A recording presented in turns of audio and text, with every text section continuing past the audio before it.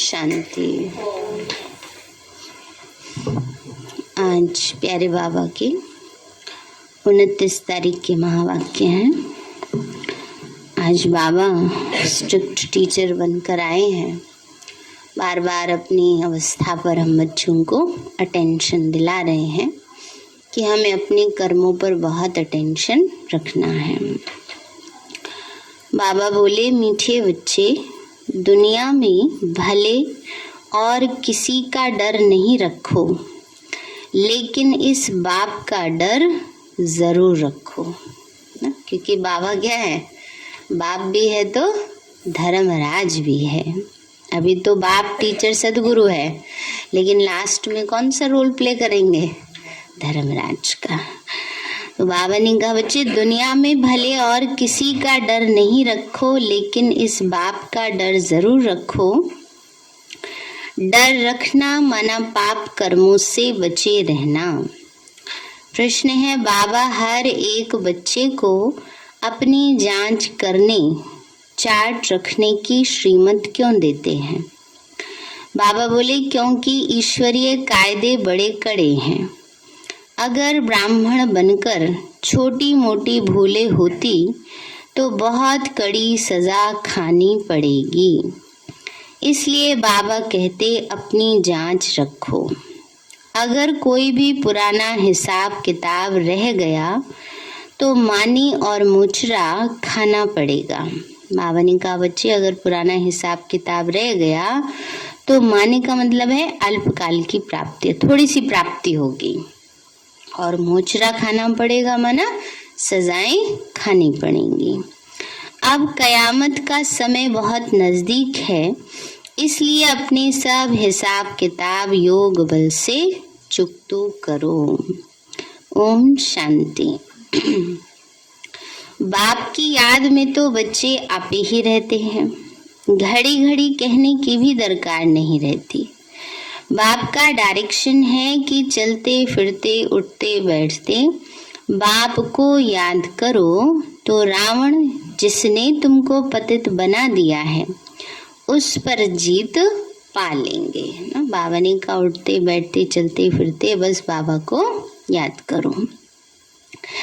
तुमको कोई हथियार आदि नहीं देते, सिर्फ योग बल से तुम रावण पर जीत पाते हो। जीत पानी है जरूर और संगम पर ही पाते हो। जबकि रावण राज्य खत्म हो, राम राज्य की स्थापना होनी है। बाप हिंसा तो कभी सिखला न सके, देवताओं का तो है अहिंसा परम धर्म। दुनिया यह नहीं जानती कि वहाँ काम कटारी की हिंसा होती नहीं। जो कल्प पहले निर्विकारी बने होंगे वही तुम्हारी बातों को मानेंगे, है ना। बाबा ने कहा दुनिया वाले नहीं जानते हैं। बाबा ने कहा जो निर्विकारी बने होंगे उन्हीं को ये बातें अच्छी लगेंगी, नहीं तो देखो दुनिया में क्या क्या बातें बनाते रहते हैं लोग, है ना। तो बाबा कहते हैं बच्चे अभी तुम युद्ध के मैदान में हो, गाया भी हुआ है शिव शक्ति सेना, तुम हो गुप्त वॉरियर्स, हर एक अपने लिए कर रहे हैं। माया जीत जगत जीत बनना है, तुम अपने लिए करते हो, गोया अपने भारत देश के लिए करते हो। इसमें जो अच्छी रीति पुरुषार्थ करते हैं वह पाते हैं। जो 5 विकारों पर जीत पाएंगे वही जगत जीत बनेंगे, और कोई चीज पर जीत पानी नहीं है। बाबा ने कहा किसी स्थूल चीज पर थोड़ी जीत पानी है, 5 विकारों पर जीत पाने की बात है। तुम्हारा है रावण राज्य जिस पर जीत पाना, अर्थात दैवी गुण धारण करना। सिवाय दैवी गुण धारण किए सत्युग में जा नहीं सकते। तो अपने से पूछना है कि कहाँ तक हमने दैवी गुण धारण किए हैं। दैवी गुण धारण करना माना रावण पर जीत पाना। कहते हैं राम राज्य था तो एक राम ने तो राज्य नहीं किया होगा, प्रजा भी तो होगी ना। यहाँ राजा रानी तथा प्रजा सब रावण पर जीत पा रहे हैं, दैवी गुण धारण कर रहे हैं। दैवी गुणों में खान पान बोलना करना सब शुद्ध पवित्र होता है ना। इस समय हम क्या कर रहे हैं, दैवी गुण धारण कर रहे हैं, तो बोल चाल चलन सब पावन बनता जाता है। हर बात में सच बताना है, बाप है ही सत्य, तो ऐसे बाप के साथ कितना सच्चा बनना चाहिए। अगर सच्चे नहीं बनेंगे तो कितनी बुरी गति होगी। गति तो ऊंच पानी चाहिए। नर से नारायण और नारी से लक्ष्मी बनना है। कहा भी जाता है तुम्हारी गत मत तुम ही जानो। तो बाप जो मत देते हैं उससे कितनी ऊंची गति होती है ना। इस समय बाबा जो हमें श्रीमत देते हैं उससे कितनी ऊंची गति होती है कि सदगति आत्मा को मिल जाती है और इतना ऊंचा पद मिल जाता है, लक्ष्मी नारायण जैसा। ऊंचे ते ऊंचे बाप ऊंचे ते ऊंची गति प्राप्त कराते। तो अब श्रीमत पर चलकर दैवी गुण धारण करने हैं। जन्म जन्मांतर के पाप योग बल के बिना कट नहीं सकते। इसके लिए याद की यात्रा बड़ी अच्छी चाहिए। याद अच्छी रहेगी अमृत वेले, उस समय वायुमंडल अच्छा होता है। दिन में भले कितना समय भी बैठो परंतु अमृत वेले जैसा समय नहीं है, है ना। बाबा कहते दिन में भले कितना भी बैठो लेकिन जो प्राप्ति, जो समय, जो अमृत वेले का समय होता है ना, शुद्ध पावन शांति वाला, हलचल से मुक्त वाला वायुमंडल, उस समय बहुत अच्छा होता है। इसलिए बाबा कहते हैं, बावनी का अपनी बातें गुप्त हैं। अंग्रेजी में कहते हैं वी आर एट वार, माना हम सब युद्ध के मैदान में हैं। हमारी युद्ध है रावण के साथ। ये है नंबर 1। क्या है? रावण है? पक्का है? ये रावण जो नंबर 1 दुश्मन है ना। हम बाबा कहते हैं बच्चे नंबर 1 दुश्मन है। कोई इंसान दुश्मन नहीं है, लेकिन ये बुराइयां आज इंसान की दुश्मन बन गई हैं। राम संप्रदाय ने रावण संप्रदाय पर जीत पाई है श्रीमत से। बाप सर्वशक्तिवान है ना। दुनिया तो बेचारी इस समय घोर अंधियारे में है। उनको मालूम ही नहीं कि हमने हार खाई है। माया से हारे हार है, माया से जीते जीत है। अब माया किसको कहा जाता है ये भी नहीं जानते ना। सोचते हैं इसके पास बड़ी माया है धन संपत्ति है तो सोचते हैं माया है। वो इसलिए क्योंकि इस समय धन का यूज गलत कार्यों में किया जा रहा है ना। बाकी सतयुग में हमारे पास कितनी धन संपत्ति होती है ना, उससे तो कोई कंपैरिजन ही नहीं है। तो इसलिए बावनी का धन कोई माया नहीं है, परंतु 5 विकारों के वश होकर धन का प्रयोग करना वो माया है। तो बाबा ने कहा बच्चे, सारी लंका पर रावण का राज्य था। शास्त्रों में भक्ति मार्ग की कितनी दंत कथाएं लिख दी हैं,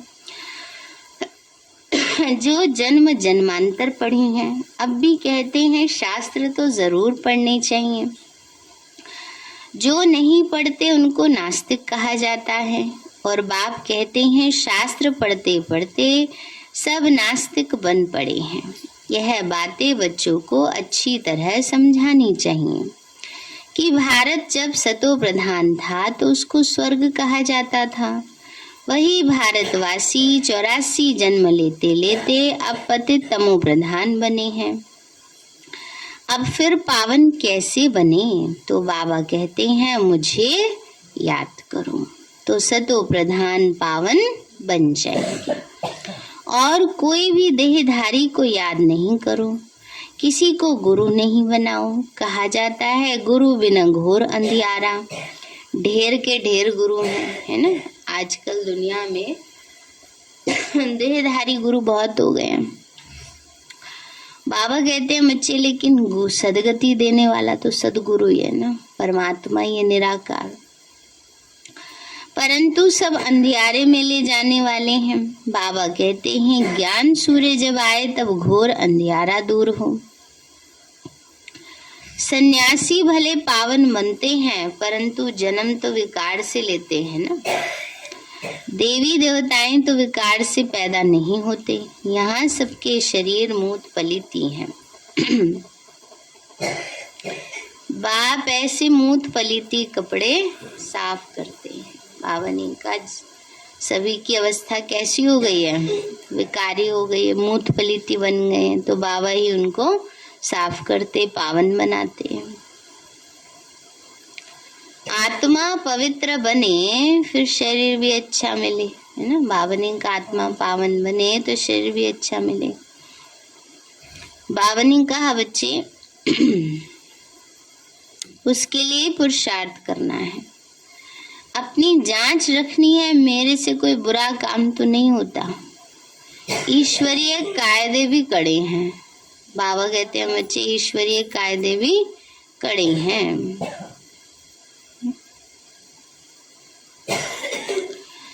बाबा ने कहा बच्चे कोई बुरा काम करे तो उसकी सजा बहुत कड़ी है। कयामत का समय है, सब हिसाब किताब चुकतू करना है योग बल से। अगर चुकतू नहीं किया तो मोचरा खाना पड़ेगा, सजाएं खानी पड़ेंगी। फिर कहा जाता है मोचरा और मानी। मानी तो रोटी को कहते हैं, है ना। पहले क्या होता था, बच्चे अगर कोई गलती करते थे तो उनकी पिटाई भी खूब होती थी और कहते थे आज तो तुम्हें खाना भी नहीं मिलेगा फिर करके कोई रोटी टुक्कड़ दे देता था, है ना, ये चलो आधी रोटी तो खा लो, दे दो इसको, है ना। तो वो आधी रोटी क्या है, वो मानी है। मानी माना छोटी सी रोटी, है ना, थोड़ा सा खाना। तो बाबा कहते हैं बच्चे थोड़ी सी मानी तो मिलेगी, माना थोड़ी सी तो मिल जाएगा, पद भगवान के बन गए ना, तो सजाएं खाएंगे, लेकिन फिर बाद में थोड़ा पद मिल जाएगा। मुक्ति और जीवन मुक्ति की मानी सबको देंगे, कोई पास विद ऑनर और कोई को मोचरा मिलेगा, तो फिर थोड़ी मानी भी मिलेगी। मन सजाएं खाएंगे तो थोड़ी सी पद भी मिल जाएगा। सत्युग वो सॉरी स्वर्ग में तो चले जाएंगे, लेकिन कैसे? बेइज्जती से। बेइज्जती से बना थोड़ा सा पद मिल जाएगा। तख्त पर तो वो बैठ ना सके, कोई भी बुरा काम किया तो बेइज्जती होगी ना, सो भी बाप के आगे। शिव बाबा बैठे हैं, तुमको साक्षात्कार कराएंगे कि हम इसमें था, तुमको कितना समझाते थे ना? बाबा ऐसे लास्ट में साक्षात्कार कराएंगे कि देखो तुमको ब्रह्मा के द्वारा कितनी समझाने मिली, कितनी शिक्षाएं मिली, फिर भी तुमने नहीं अपने को बदला। तो अभी मैं संपूर्ण ब्रह्मा में हूँ, तुम बच्चियां संपूर्ण बाबा के पास जाती हो बुद्धि से।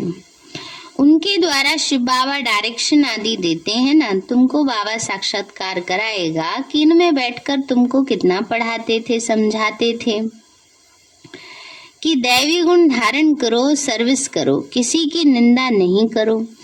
तुमने फिर भी यही काम किया, अब खाओ सजा। जितने जितने पाप किए होंगे तो सजा खानी पड़ेगी। कोई बहुत सजाएं खाते हैं, कोई कम, उसमें भी नंबरवार है।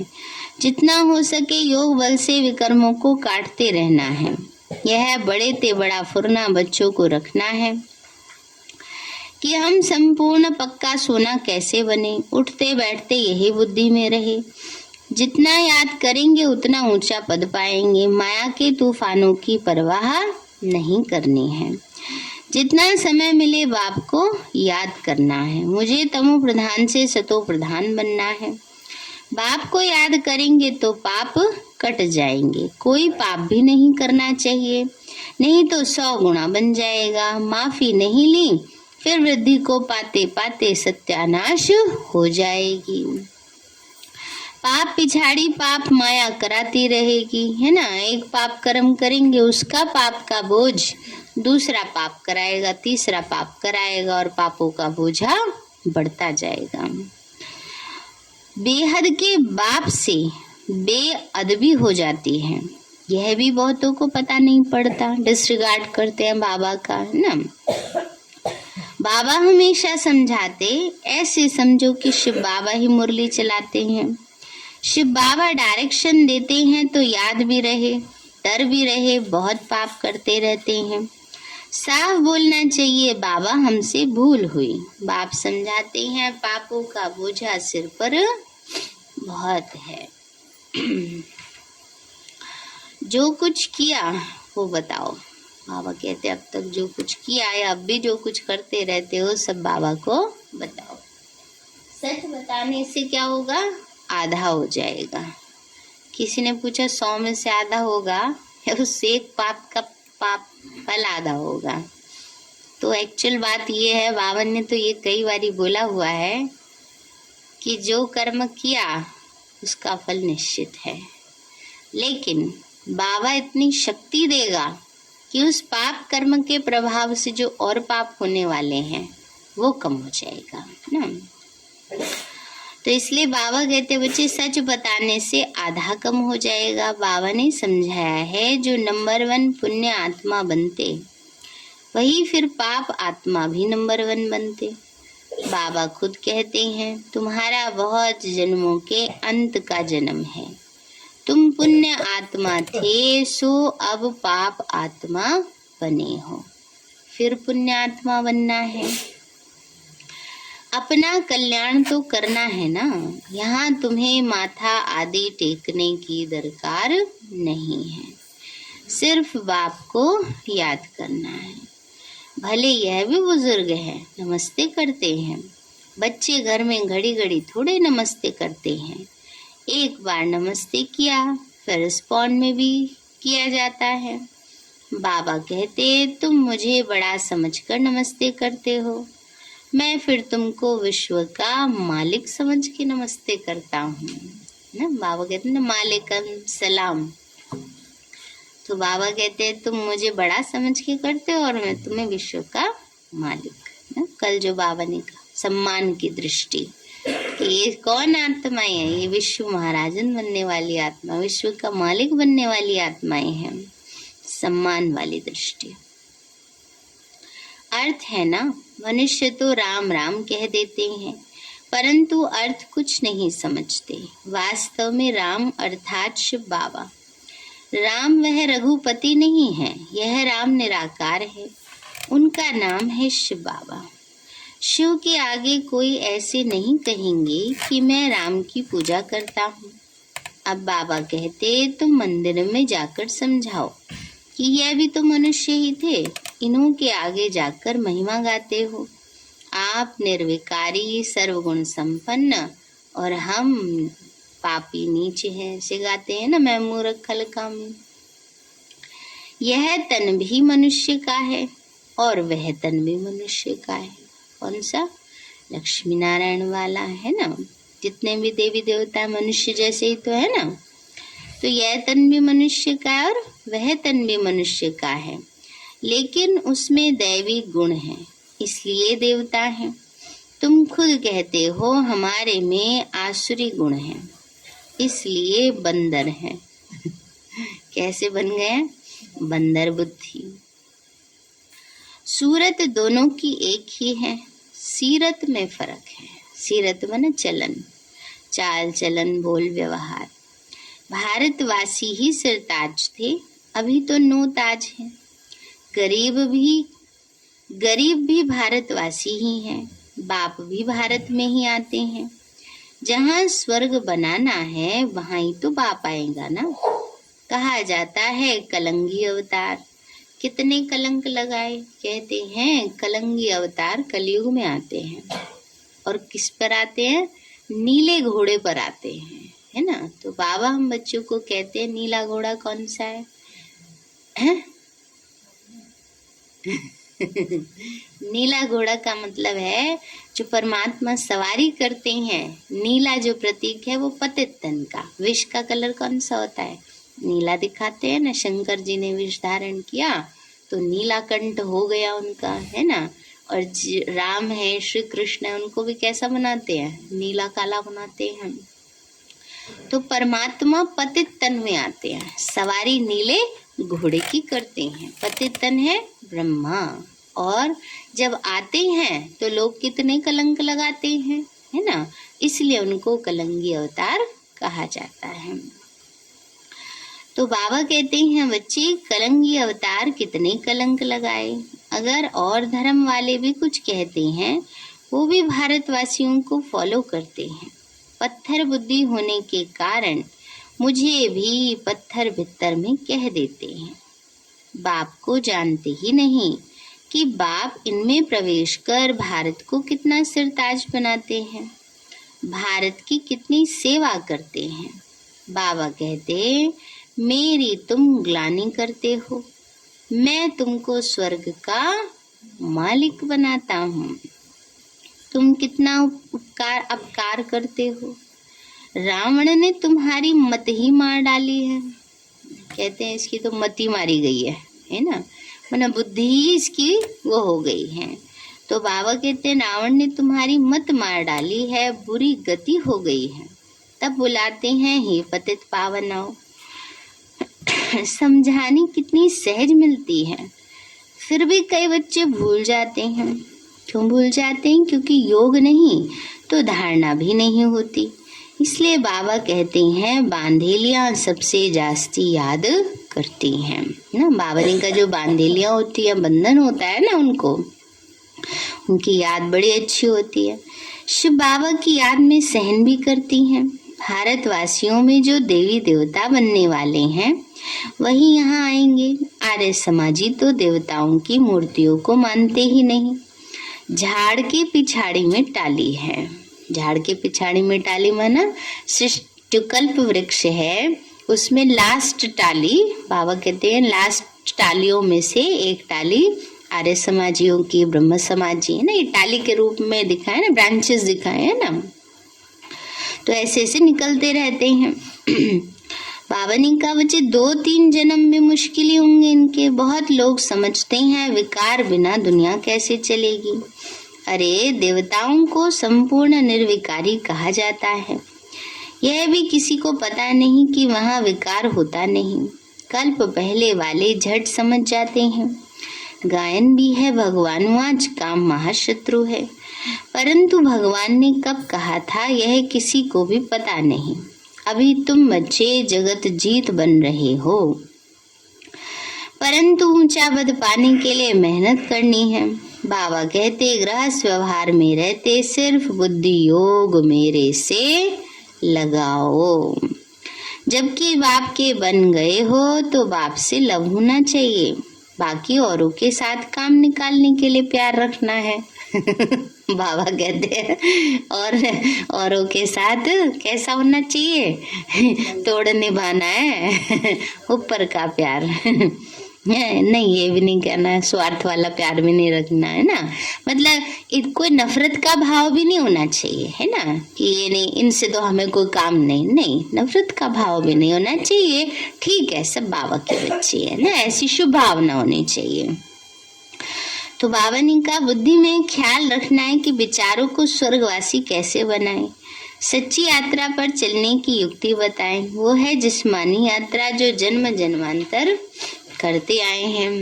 यह एक की ही याद की यात्रा है। अभी हमारे 84 जन्म पूरे हुए, फिर सतयुग की हिस्ट्री रिपीट होनी है। पतित तो घर जा नहीं सकते, पावन बनाने के लिए पतित पावन बाप चाहिए।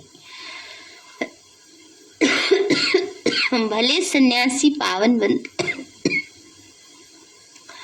बनते हैं, परंतु वापस जा नहीं सकते। सबको ले जाने वाला बाप ही है। बाप आकर सबको रावण से छुड़ाए मुक्त कर देते हैं।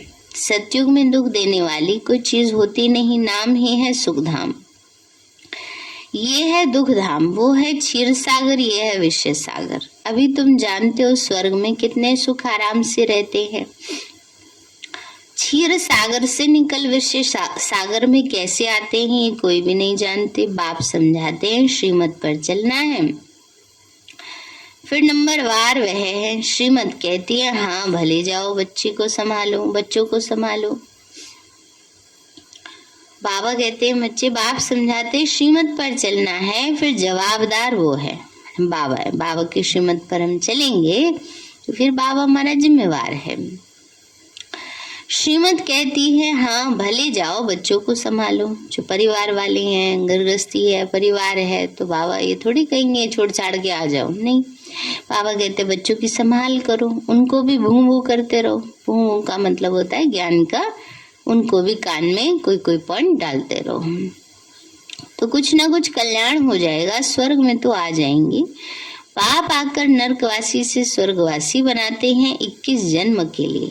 यह भी तुम्हारी बुद्धि में है। मनुष्य तो कुछ भी नहीं जानते, यह भी पहले कुछ नहीं जानते थे। जैसे इनके 84 जन्मों की कहानी है तत्वम, यह भी राजयोग सीख रहे हैं। तुम हो राज ऋषि, वो है हठयोग ऋषि। तुम गृहस्थ व्यवहार में रहकर राजाई प्राप्त कर रहे हो। तुम सब शरणागति होने आए हो। अब समझते हैं कि हम तो स्वर्ग में बैठे हैं। दुनिया में है माया का पंप, माना भव का। जब तक नरक का विनाश न हो तब तक स्वर्ग कैसे हो सकता है। मायावी पुरुष इसको ही स्वर्ग समझ बैठे हैं। बाबा की नई दुनिया स्थापन करने में कितनी मेहनत लगती है। पूरे नरकवासी हैं, स्वर्गवासी बनते ही नहीं। बाप कितना प्यार से समझाते हैं। अच्छा मीठे मीठे बच्चों, रावण पर जीत पाने से ही तुम जगत जीत बनेंगे। बाबा कहते हैं, बाबा देखो कितने प्यार से समझाते, मीठे मीठे बच्चे, रावण पर जीत पाओगे तो जगत जीत बनोगे। उसके लिए ही पूरा पुरुषार्थ करना है। ऐसे थोड़ी बन जाएंगे, पुरुषार्थ से बनेंगे। अच्छा मीठे मीठे सिक्की लदे बच्चों प्रति माता पिता बाप दादा का याद प्यार अपनी बाप के रूहानी बच्चों को नमस्ते। रूहानी हम बच्चों की रूहानी माता पिता बाप दादा को नमस्ते। नमस्ते बाबा नमस्ते। धारणा के लिए मुख्य सार है, ऐसा कोई काम नहीं करना जो बेइज्जती हो, सजाएं खानी पड़े। माया के तूफानों की परवाह न कर, जितना समय मिले बाप को याद करना है। एक बाप से सच्चा सच्चा लव रखना है ना, बाबा से सच्चा प्यार करना है।